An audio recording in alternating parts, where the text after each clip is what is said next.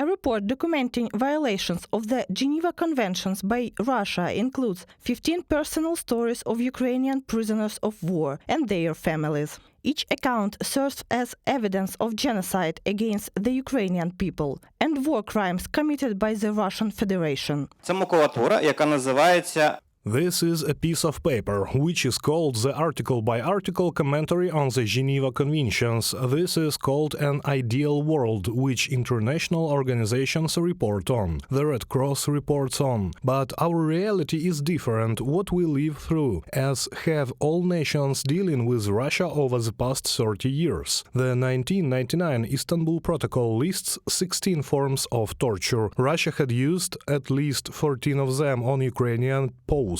We must continually bring this to the world's attention. Since Russia's full-scale invasion, Ukraine has secured the release of 3,767 individuals from Russian captivity. However, as the Ukrainian Parliament Commissioner for Human Rights noted, tens of thousands of Ukrainians remain detained by Russia, with their exact numbers unknown, due to Moscow's obstruction of the International Committee of the Red Cross.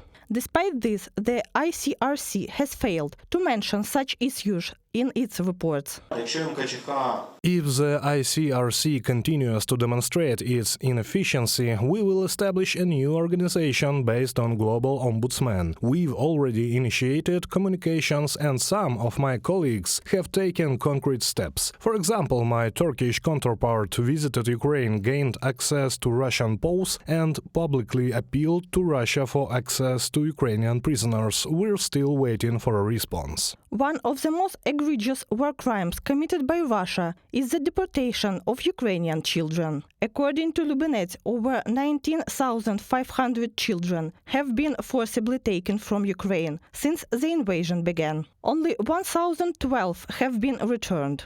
These crimes have been meticulously documented by Ukraine's Prosecutor General's office. A team of 16 prosecutors from 6 countries, including representatives from the US, is working under Eurojust to prepare materials for a future special tribunal in The Hague. Since the invasion began, Ukraine has opened nearly 170,000 cases related to war crimes and crimes against national security, as calculated by current time.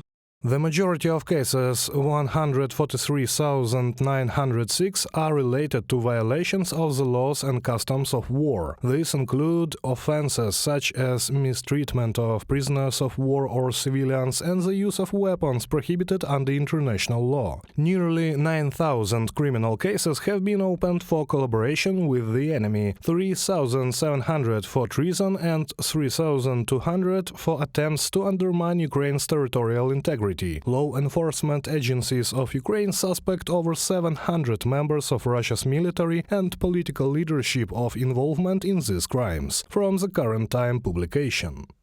The Ukrainian Foreign Ministry has emphasized that a special tribunal is the only way to hold Russia's top political and military leadership accountable for the crime of aggression.